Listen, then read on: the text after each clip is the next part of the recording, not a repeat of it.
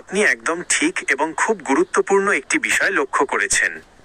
বর্তমানে ইতালি ভিসার বাজারে এটি সবচেয়ে বড় টপিক। 2023 এবং 2024 সালের অনেক নুল্লা ওস্টা ওয়ার্ক পারমিট বা আটকে থাকা পাসপোর্ট যেখানে রিজেক্ট হচ্ছে, সেখানে 2026 সালের নতুন নিয়মে জমা হওয়া ফাইলগুলো দ্রুত ভিসা পাচ্ছে। এর পেছনে মূল কারণগুলো কিন্তু ইতালির নতুন ইমিগ্রেশন আইন এবং সিস্টেমের পরিবর্তন। সহজ ভাষায় বিষয়টি কেন হচ্ছে তা নিচে দেওয়া হলো। 1. 2023 ও 2024 সালের ফাইল রিজেকশনের আসল কারণ। 2023 ও 2024 সালের ডিক্রেটো ফ্লুসির অধীনে প্রচুর ভুয়া নুল্লা ওস্তা বা ফেক স্পন্সরশিপের ঘটনা ঘটেছিল। বিশেষ করে বাংলাদেশিদের ক্ষেত্রে এটি এত বেশি হয়েছিল যে 2024 সালের অক্টোবরের দিকে ইতালীয় সরকার বাংলাদেশ সহ কয়েকটি দেশের নুল্লা ওস্তার কার্যকারিতা সাময়িকভাবে স্থগিত করে কড়া তদন্ত শুরু করে। ভুয়া মালিক, ফেক এমপ্লয়ার। বহু ক্ষেত্রে দেখা গেছে যে মালিকের নামে নুল্লা ওস্তা বের করা হয়েছে, তিনি হয়তো জানেনই না, অথবা তার ট্যাক্স রিটার্ন বা কোম্পানি প্রোফাইল এত কর্মী নেওয়ার যোগ্য নয়। কঠোর ভেরিফিকেশন। ঢাকাস্থ ইতালি দূতাবাস এবং ইতালির স্থানীয় প্রিফেকচুরা এখন ব্যাক টু ব্যাক ভেরিফিকেশন করছে।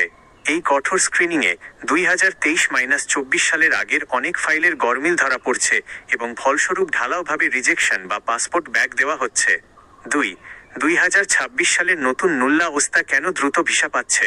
2024 সালের ডিসেম্বরের দিকে ইতালীয় সরকার একটি নতুন ডিক্রি DL 145/2024 পাশ করে, যা 2025 এবং 2026 সালের পুরো ইমিগ্রেশন সিস্টেমকে বদলে দিয়েছে। নতুন নিয়মে জালিয়াতি ঠেকানোর জন্য শুরুতেই ফিল্টারিং করা হচ্ছে। মালিকের করা ভেরিফিকেশন আগে। এখন নুল্লা ওস্তা ইস্যু হওয়ার পর মালিককে মাত্র 7 দিনের মধ্যে PEC of EQ-সার্টিফাইড ডিজিটাল ইমেল এর মাধ্যমে নিশ্চিত করতে হয় যে তিনি আসলেই কর্মীটি নিচ্ছেন। মালিক যদি 7 দিনের মধ্যে রেসপন্স না করেন, তবে সিস্টেম স্বয়ংক্রিয়ভাবে সেটি বাতিল করে দেয়। ডিজিটাল চুক্তি। ইতালি পৌঁছানোর পর 8 দিনের মধ্যে ডিজিটাল সিগনেচারের মাধ্যমে চুক্তি করার কঠোর নিয়ম করা হয়েছে। Clean file.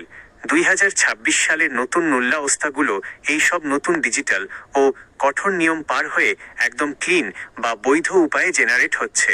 যেহেতু এগুলো শুরুতেই সিস্টেম দ্বারা যাচাইকৃত, তাই দূতাবাসে জমা পড়ার পর এগুলো নিয়ে আর বাড়তি সন্দেহের অবকাশ থাকছে না এবং দ্রুত ভিসা ইস্যু হয়ে যাচ্ছে।